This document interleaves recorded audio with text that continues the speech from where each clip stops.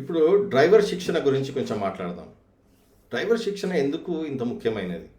ఇప్పుడు చాలామంది అనుకుంటున్నారు డ్రైవర్ శిక్షణ అంటే రూల్స్ అంటే ఏమి, అదే helmet, seat belt, wrong side నడిపియకు, తాగి నడిపియొద్దు, రెడ్ లైట్ దాటొద్దు. అవును, ఇది ముఖ్యమైన రూల్స్. కానీ అసలు చూస్తే ఒక 50 రూల్స్ ఉన్నాయి. ఇది చాలా మందికి తెలియదు.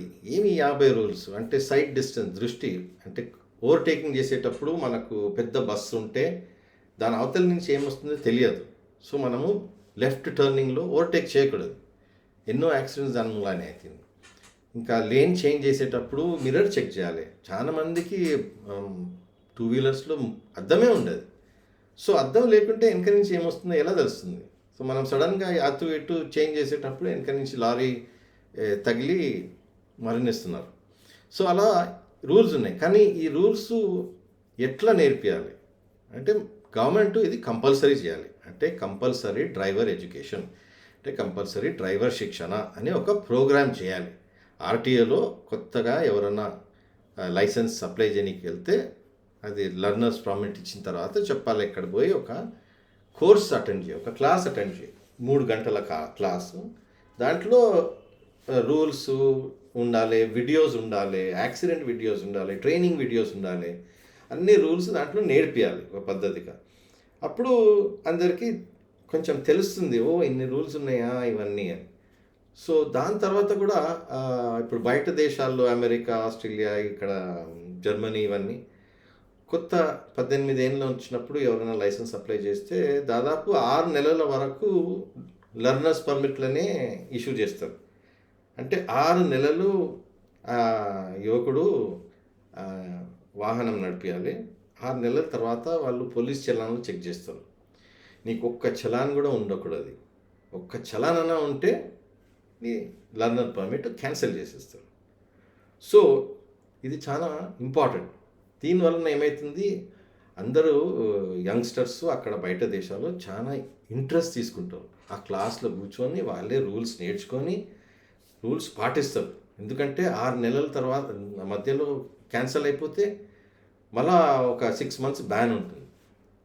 సో ఆ 6 నెలలు దాటిన తర్వాత కూడా లైసెన్స్ ఇచ్చి మళ్ళీ ఇంకో 6 నెలలు అబ్జర్వేషన్ పీరియడ్ అంటారు.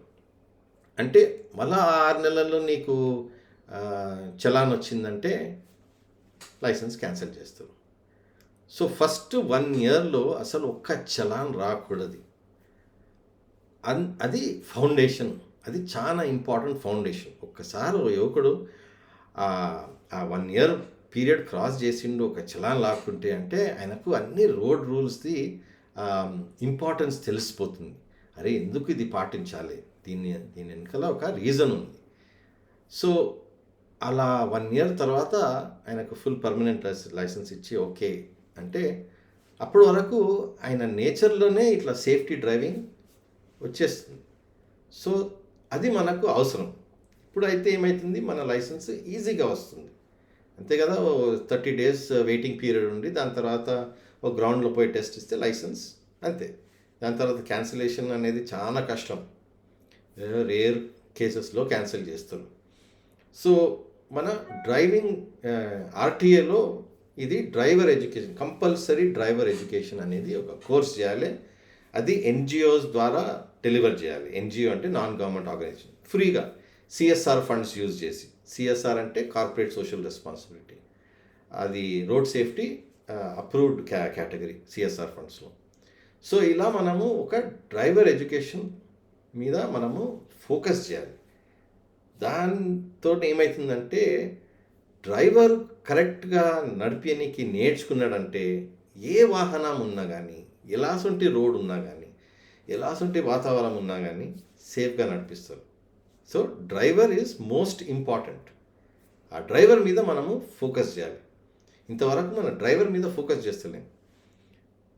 సో వాహనం మీద, సీట్ బెల్ట్స్ మీద, హెల్మెట్ మీద, ఎయిర్ బ్యాగ్స్ మీద, రోడ్ డిజైన్ మీద అవన్నీ ఇంపార్టెంట్. కానీ డ్రైవర్ మీద అస్సలు ఏమీ ఫోకస్ చేస్తలేం. సో అదొక చేంజ్, ఒక మార్పు రావాలి.